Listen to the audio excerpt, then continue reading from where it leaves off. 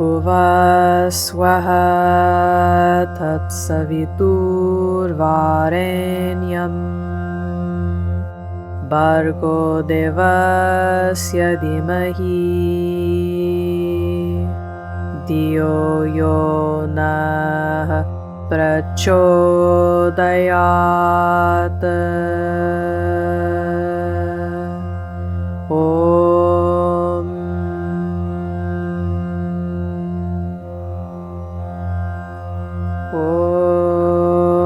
Swasti na Indro Vidrashavaha Swasti na Pusha Vishwavedaha Swasti na Stakrisho Arishtanemihi Swasti no Brahspatir Dadatu Om Adityir Dyaura Adityir Antariksham Adityir Mata Sa Pita Sa Putraha Vishve Deva Aditi Pancha Jana Aditir Jatama Aditir Janitvam Om Shanti Shanti Shanti.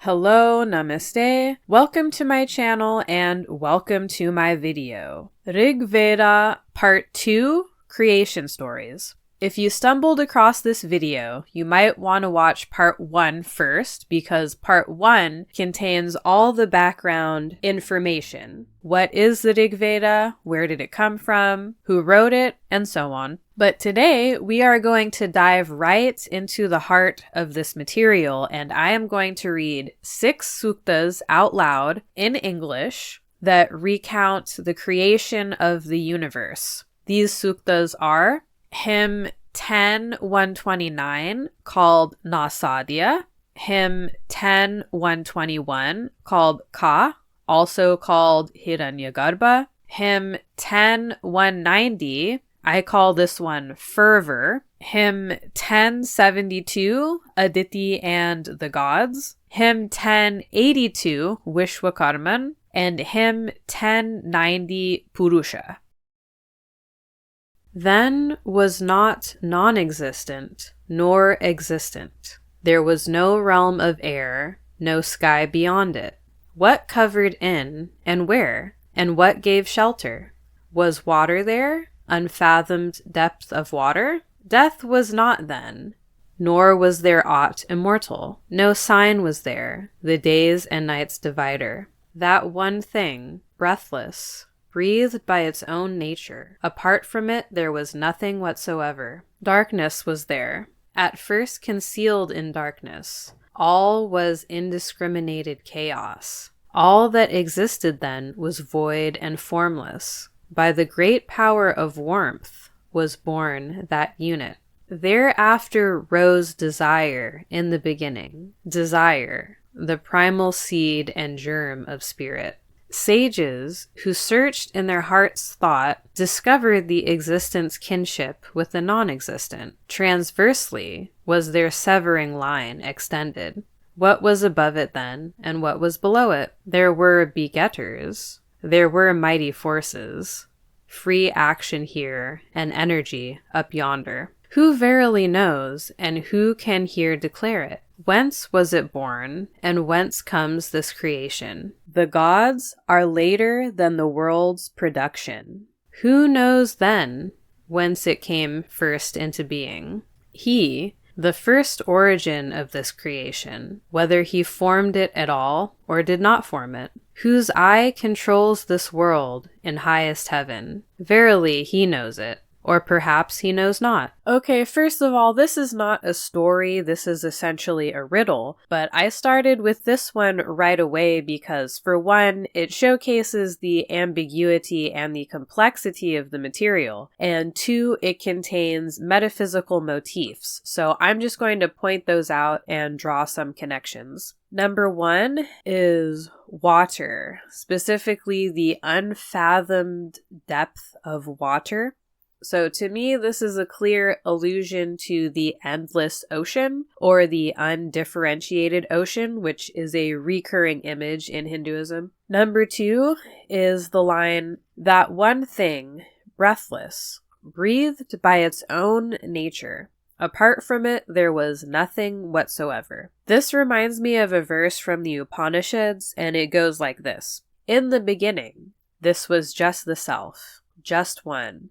Nothing else blinking. He thought, let me create worlds. Number three is sages who searched within their hearts thought. So this is the idea of searching within oneself for knowledge instead of searching outside. And this is one of the fundamental notions of Hindu philosophy, that you actually contain the truth inside of yourself. So instead of looking outside for knowledge, you look inside. And that's the purpose of meditation, and that is the origin of the Veda itself. The Rig Vedic Suktas themselves are the product of the Rishi's meditation. Number four is the gods are later than the world's production. I was surprised to see this idea because this is actually one of the tenets of Jainism, which is a rival religion to Hinduism, and there are many other parallels which I'd like to talk about, but that's for a later video.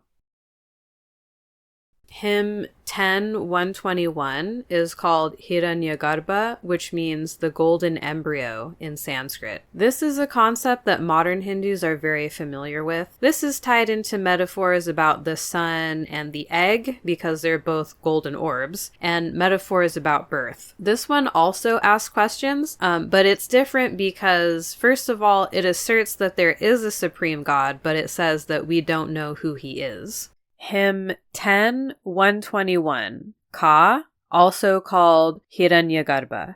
In the beginning rose Hiranyagarbha, born only Lord of all created beings. He fixed and holdeth up this earth and heaven. What God shall we adore with our oblation? Giver of vital breath, of power and vigor. He whose commandments all the gods acknowledge, the Lord of death, whose shade is life immortal. What God shall we adore with our oblation?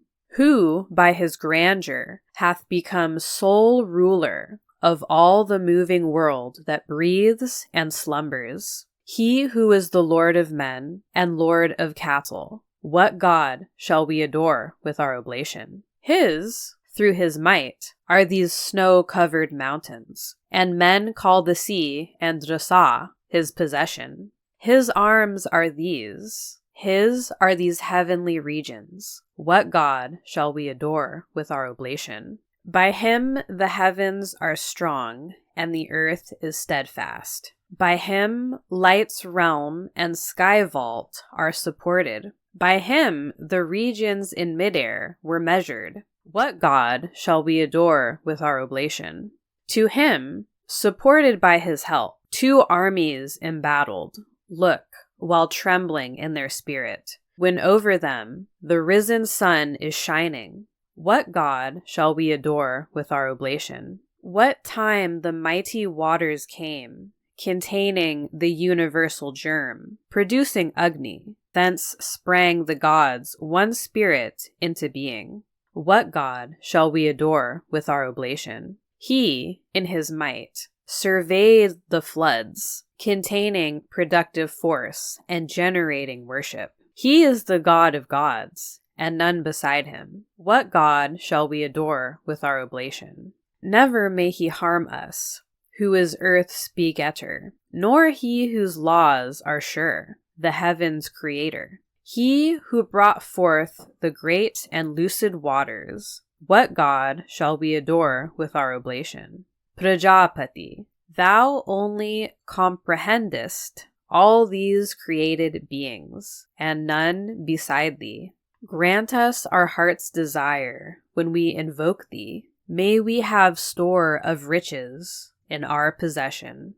Hiranyagarbha means the golden embryo or the golden egg in Sanskrit, and this concept is absolutely crucial to the Rig Veda. Here we have two incredibly potent symbols put together. We have the gold and we have the egg. Over and over again in the Rig Veda, we have references to gold and things being golden. Gold symbolism is very much tied into sun symbolism. Gold also represents purity and wealth, and it is also tied into the fire symbolism. Then we have the egg, which an egg has to be laid by a bird, and birds are also alluded to throughout the Rig Veda. Vital breath refers to the prana, which can be translated simply as breath, but it has a deeper meaning because the prana is the life force energy. It is also called qi in the Chinese system. But prana represents your physical energy as well as your spiritual energy. Rasa is the name of a river.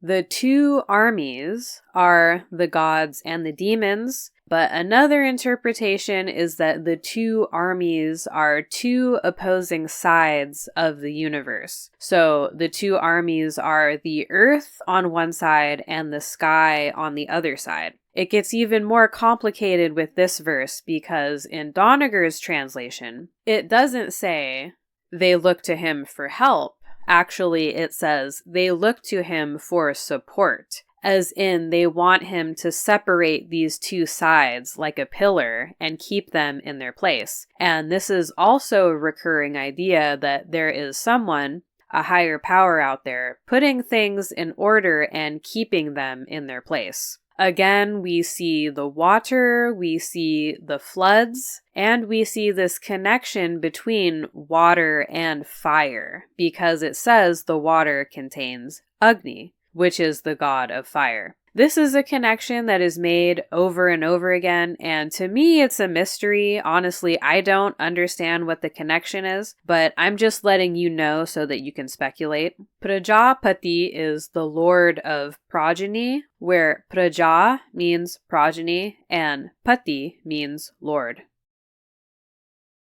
Hymn 10-190. From fervor, kindled to its height, eternal law and truth were born. Thence was the night produced, and thence the billowy flood of the sea arose. From that billowy flood of sea, the year was afterwards produced, ordainer of the days and nights, lord over all who close the eye. Dhatar, the great creator, then formed in due order the sun and moon. He formed in order heaven and earth, the regions of the air, and light. Okay, so this one is short but sweet, and it has these ideas that we've seen before. It has the law, the eternal law. It has the water, specifically the flood. It has a reference to the eye, which is something that we're going to see again. And there is a reference to heat and fire, as it says that the fervor was kindled. So there's a reference to making a fire. But the one curious thing here is the name Dhatar, because it says that Dhatar is the great creator. So you would expect to see this name again, but you don't. And that's just another one of the mysteries of the Rig Veda. So I looked up the name, and what I found was that Dhatar literally means the creator or the one who produces children. There's not that much information because all it says is that Dhatar is the creator and he is associated with the sun. But that's not very helpful at all because actually all the gods in the Rig Veda are associated with the sun. Hymn 1072, Aditi and the Gods, translated by Griffith. Let us, with tuneful skill, proclaim these generations of the gods, that one may see them when these hymns are chanted in a future age. These Brahmanaspati produced with blast and smelting, like a smith. Existence, in an earlier age of gods, from non-existence sprang. Existence, in the earliest stage of gods, from non-existence sprang. Thereafter, the regions were born. This sprang from the productive power. Earth sprang from the productive power. The regions of the earth were born. Daksha was born of Aditi, and Aditi was Daksha's child. For Aditi, O Daksha, she who is thy daughter, was brought forth. After her were the blessed gods, born sharers of immortal life. When ye, O gods, in yonder deep close clasping one another stood, thence, as of dancers, from your feet a thickening cloud of dust arose. When, O ye gods, like yatis, ye caused all existing things to grow, then ye brought Surya forward, who was lying hidden in the sea. 8 are the sons of Aditi, who from her body sprang to life. With 7 she went to meet the gods. She cast Martanda far away. So with her 7 sons, Aditi went forth to meet the earlier age. She brought Martanda thitherward to spring to life and die again. The name Brahmanaspati literally means the Lord of Sacred Speech. The central metaphor here is the craft of blacksmithing or metalworking. So in the process of smelting, you use heat to get rid of the impurities and to extract the pure metal that you're looking for. So Griffith uses the phrase blast and smelting, while Doniger uses the phrase fanned together. So the wording is a little bit different. I think it's intentional in Griffith's translation because he uses the word smelting, and that is very strategic because smelting is a process of refinement. It's a process of purification, and it does involve heat. And the concept of heat, either as a mode of creation or a purification or even transformation, that is a running theme that we see throughout all of Hindu symbolism. So one example is the Sanskrit word tapas, which means the inner heat, the heat inside of the body, which is produced through ascetic practices and then used to ascend to higher states of consciousness. Because the tapas essentially burns up your karma. So again, it's burning up the impurities just like the funeral pyre burns up the body so that the soul can be released. It's a process of refinement and it's a process of purification. So Doniger uses the phrase fanned together, and this is a different approach, but also, I believe, a very strategic translation because here she's making a reference to the air, saying they were fanned together like a metal worker using a bellows to stoke the fire. So you still have that reference to heat, but also I suspect she is making a reference to the vital breath. So I think that she's implying that he breathed the life into them, that he gave them the vital breath, called the prana, which is associated with the soul. Existence, in an earlier age of gods, from non-existence sprang. This verse reminds me of a verse from the Taittiriya Upanishad, which goes like this. In the beginning, all this was not being. From not being, being was born. It made itself a self. So it is called. Well done. The statement, Aditi, came from Daksha, and Daksha came from Aditi. I believe this is a reference to the process of reincarnation, that these two are locked into the cycle in which one continually begets the other. And this is an example of why the Rig Veda is so difficult to read. It does not make itself easily understood, and it does not make its metaphysical concepts explicit.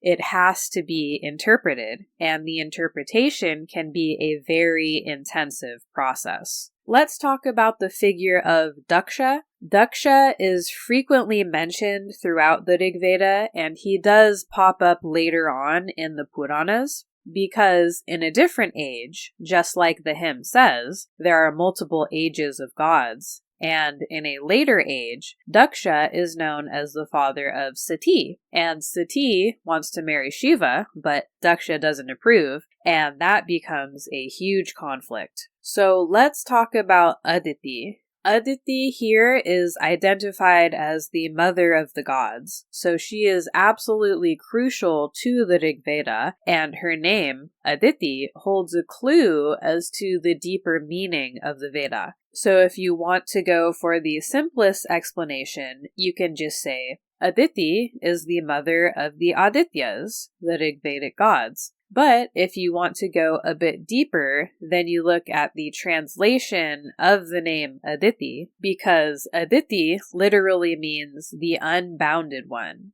She is the boundless goddess, and this feeling of boundlessness and this concept of an all-pervading spirit, this is a recurring idea throughout all of the Rig Veda and then becomes arguably the most salient concept of Hinduism as a whole. So let's look at verse 3 and verse 4. The earth sprang from the productive power. This one is interesting to me because Griffith uses the term productive power, which is very vague, but Doniger uses the phrase, she who crouched with her legs spread, which is the position of childbirth. So it's creating this image of a woman or a goddess, literally giving birth to the world just as a woman gives birth to a baby. So this definitely gives credence to the mother goddess motif, which is another theme that runs throughout all of Hinduism, and you find it in the regional folk religions, and you also find it in the more prestigious forms like Vedanta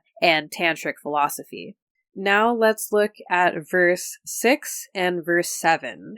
O gods, in yonder deep close clasping one another stood, as dancers, from your feet a thickening cloud of dust arose. O ye gods, like yatis, caused all existing things to grow. Now this idea is very unique. I've never encountered this explanation before, but I like this description because it creates this image in my mind of a group of people holding hands and dancing together, and as it says, the dust is coming up from their feet. Yati apparently means magician. So there's a reference to magic here. They're calling the gods magicians. And this is another thing that we're going to see again and again. So the rest of the hymn is quite mysterious. Then ye brought Surya forward, who was lying hidden in the sea. 8 are the sons of Aditi, who from her body sprang to life. With 7 she went to meet the gods, and she cast Martanda far away. So with her 7 sons, Aditi went forth to meet the earlier age. She brought Martanda thitherward to spring to life and die again. So here's another recurring idea that the sun is in the water, or that it was in the water, and here it says that the sun was in the ocean, and Aditi is the one who took him out of the water and placed him in the sky. Another clue here is the name Martanda. Martanda is another name for the sun god Surya. Martanda has 2 different translations. It could be the dead egg, so that would be Marta Anda, or it could be born of an egg. But either way, it still contains the word Anda, which literally means egg. And even to this day in modern Hindi, Anda means egg. So here we are very clearly associating the sun with an egg. And why is that? It's because of the yolk.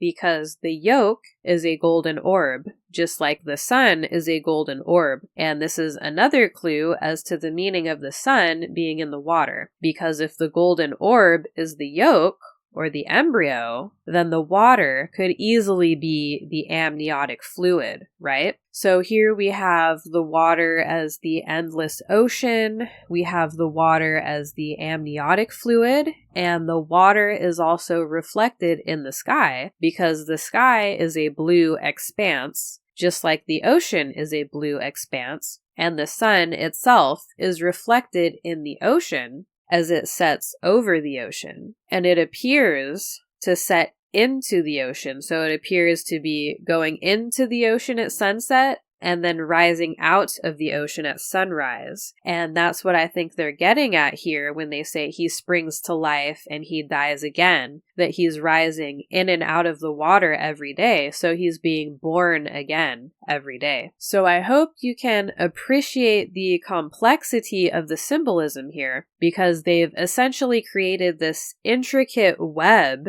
if you will, of interrelated symbols, and the image of the web itself and the idea of weaving a web, this is also a recurring symbol, and we see this in the Rig Veda, and then we see this again in the Upanishads.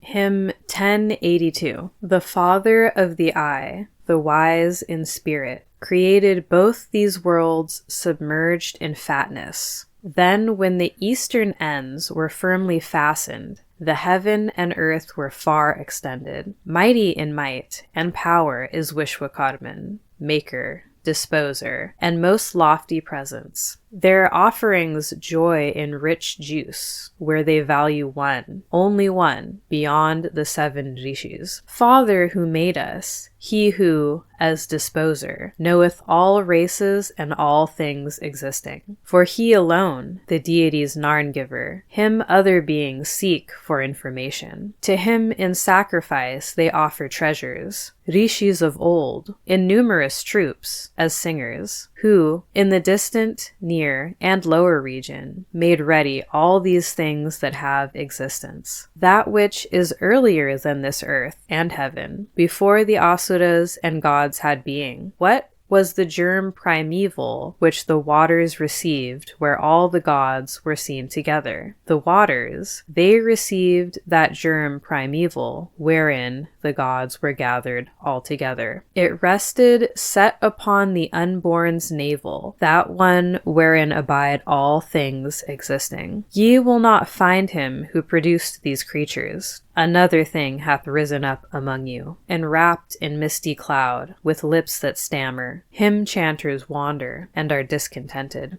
Vishwakarman literally means the all-maker or the all-doer. He's also referred to as the universal architect, and you can see that in some of the verbiage here, where it says the eastern ends were firmly fastened. So it gives you the image of the world being crafted and bolted down or tied down to something. Now this is puzzling because here he's being given such a high position, but he's only mentioned 2 times that I know of in the entire Rig Veda. But here in this hymn, they're saying that he made everything, he knows everything, and the rishis of old used to worship him. So again, they're making a reference to the past. They're implying that there is this long chain of tradition of passing down the knowledge and practicing of these sacred rites, and that this stretches so far back into the past that even at the time that the Rig Veda was being composed, they saw themselves as pulling from this well of supremely ancient knowledge. Let's look at verse 6, where it says,